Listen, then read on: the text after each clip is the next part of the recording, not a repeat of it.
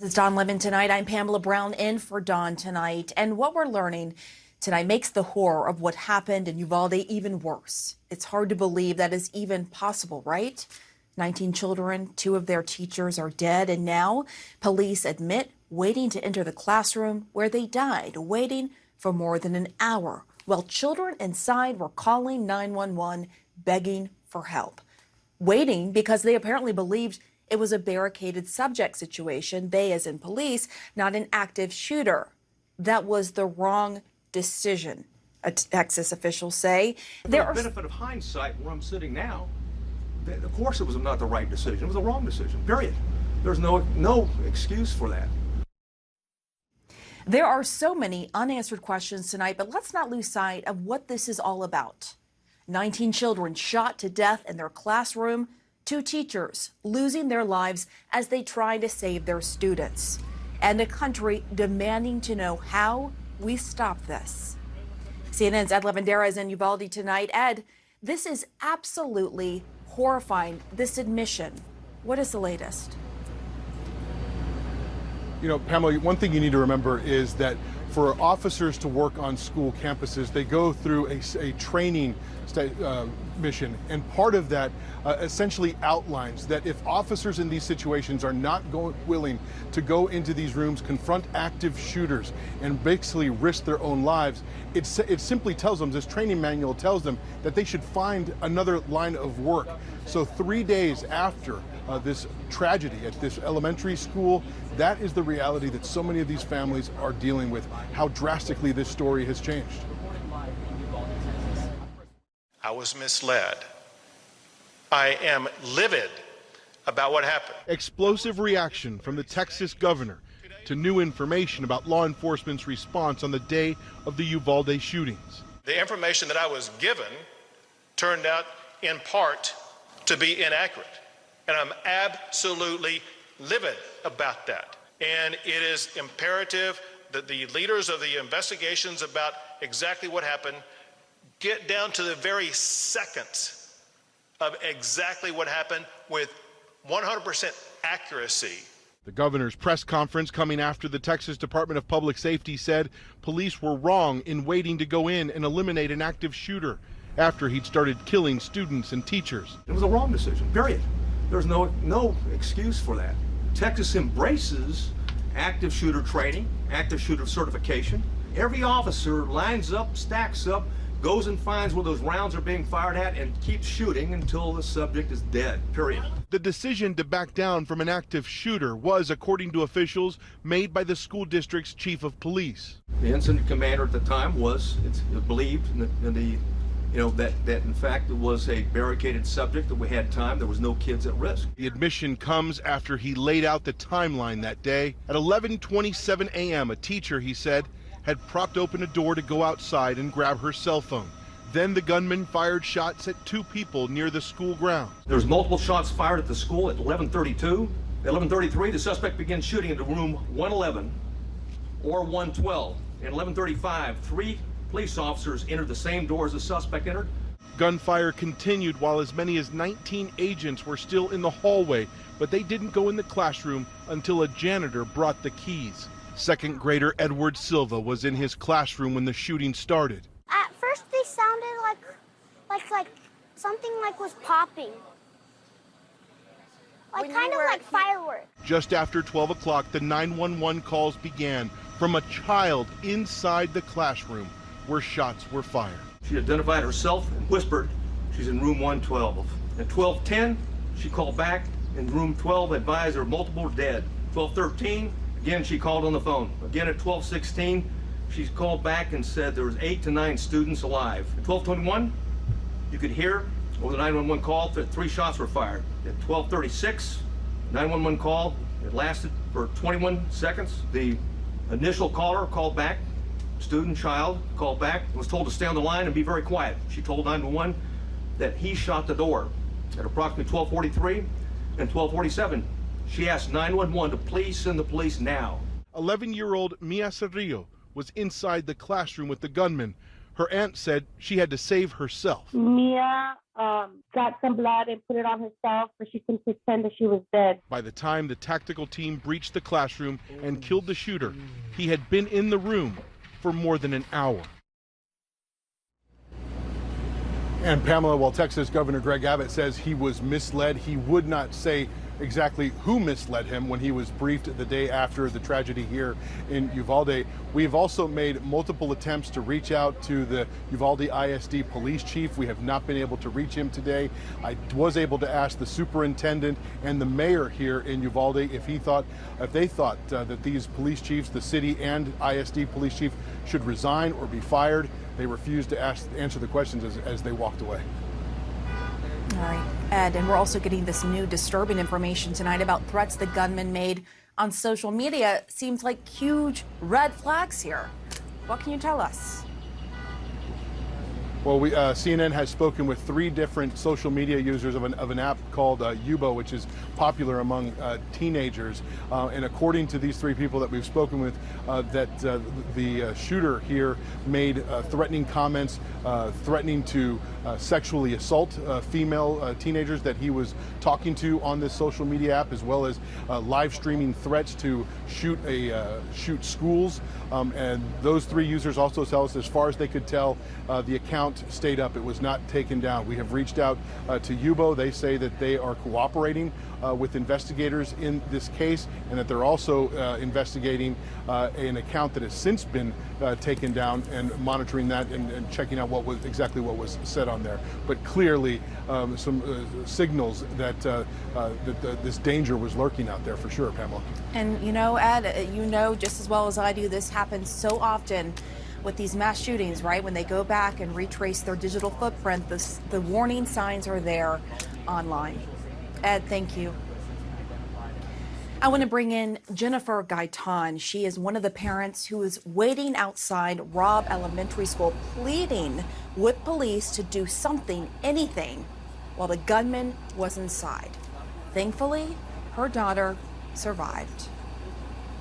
Jennifer, I am so incredibly sorry for what you and your entire community are going through. I know you were just still going through extreme trauma right now, as well as your daughter having experienced what she experienced. You live just a few blocks from the school. When did you realize something was wrong?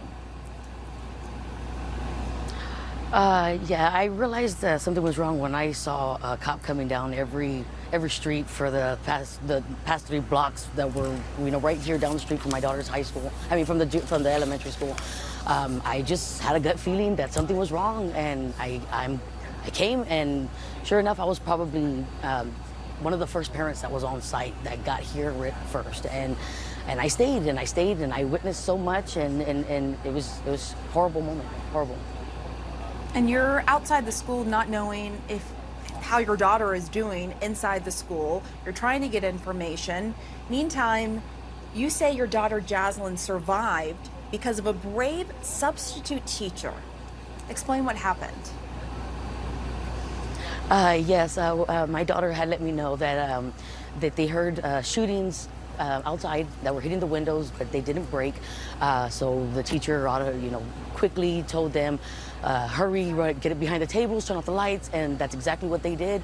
And apparently he did open the door, and he thought nobody was in there, and he went on. And I mean, it is amazing to know that if she thought so quick to what to do and got it, it's amazing. It's amazing how she thought so quick in a moment of, trauma. It is. But yes, she saved that classroom's life. I mean, it's just remarkable to think he opened the door to your daughter's classroom. Your daughter, yeah, what is that like? Go ahead. Mm-hmm. Yeah, no, to know, because I had asked her, where was she when it first started, and she said she was by the door sharpening her pencil. She just remembers that she got down, and that they had hid behind the table, but she was like, I was right by the front door. And I'm like, Jazzy, don't your doors automatically lock? And she says, no, Mom. She goes, we had a substitute. She goes, she didn't even have the key to lock the door. And I mean, that just made it even more horrifying to know that these, I mean, even a substitute teacher couldn't protect her, you know, the students of that classroom with the right resources because of the lack of you know, information, or even, you know, just to let them know. I mean, they should always be prepared for that, and it's not. It's sad that she couldn't, but I'm glad that she acted the way she did and as fast as she did, because she did save those kids in that class. That's amazing. She did what she could, right? She did what she could, even the fact she couldn't lock the door and all these other issues. How long did it take before you learned that your daughter was okay?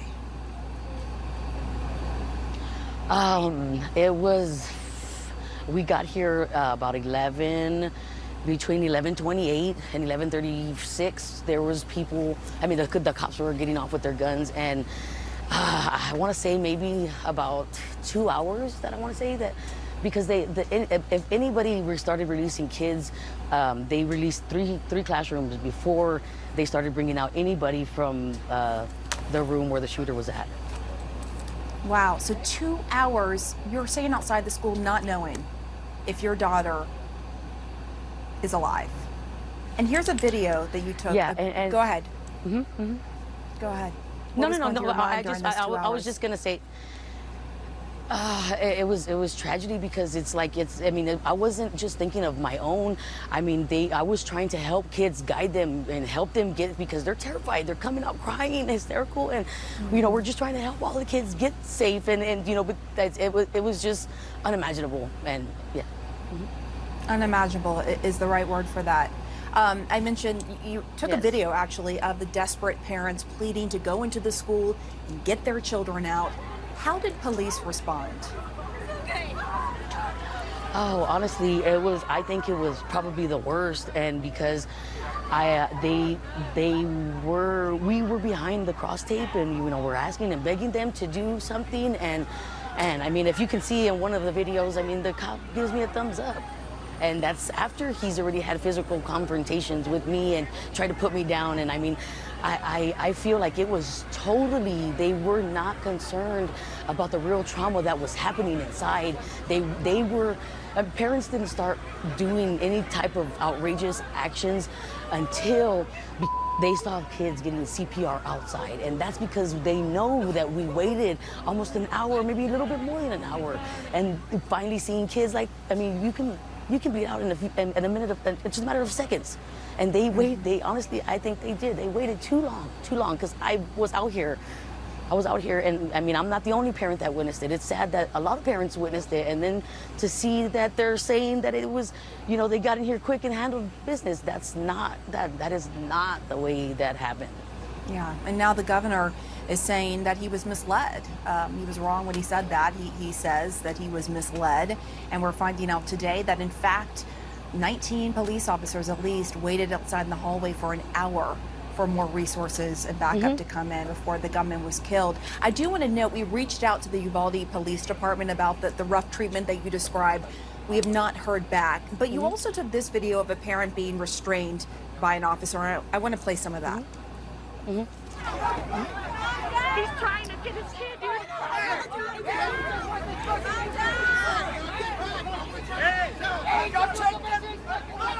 I mean, this is just so disturbing to watch. Do you know what led to this specifically? I mean, look at this. So Jennifer, I don't, if you can hear me, you know, we just watched that video and it's so disturbing. What can you tell us about what led to that? When that man took off running is because I don't know if it was his child or, I mean, if, somebody he knew, but he ran out that way because they were giving kids CPR on the sidewalk. And I mean, that is the moment when parents started to flip, because we knew how long it was. We knew that kids were already being released and he was already shot long before they took anybody out that room. And that is where the chaos started. And how do you blame a parent for acting like that when it's not their fault why this happened? And they're trying their best. So many parents were out here with their own weapons, ready to go into the building, and these cops were. I mean, I understand they weren't trained. This doesn't happen here. They're not trained for this type of massacre. But I mean, I honestly don't. That's their job. That is their job, and I honestly say that. I mean, if I can remember anything, most of Uvalde Police Department was outside the windows. And you said even after the gunman was killed, your understanding, there was a gap of time, a long gap of time before the wounded were brought out and given CPR? How much time? Yes. It was okay when kids started coming out and that was happening. Parents are going chaotic.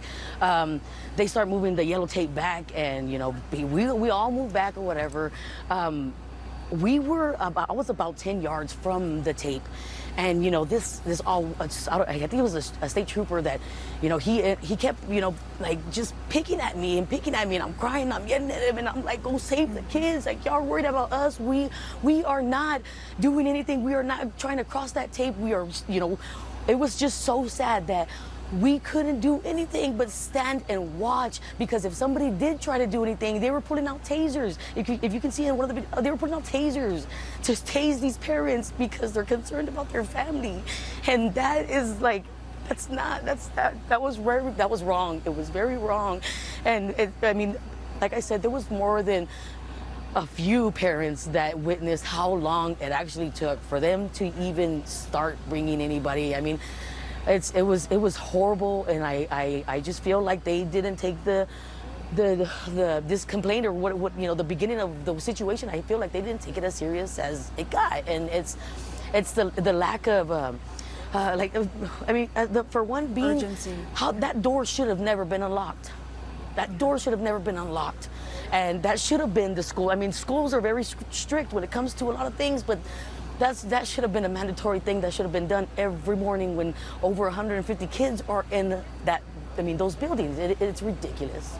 Yeah, I mean, my heart goes out to you as a parent myself. I cannot imagine desperately waiting outside the school and having been in your shoes under those circumstances. And I am so sorry for all that you now have to process and your daughter has to process in the wake of this. But thank you for coming on to share your story, Jennifer. We appreciate your time tonight, and we wish you the best. No problem. Thank you for having me. Thank you for having me. And the more we learn about what happened at that school, the more unanswered questions there are. How could police think it wasn't an active shooter situation when children were making 911 calls from inside the classroom?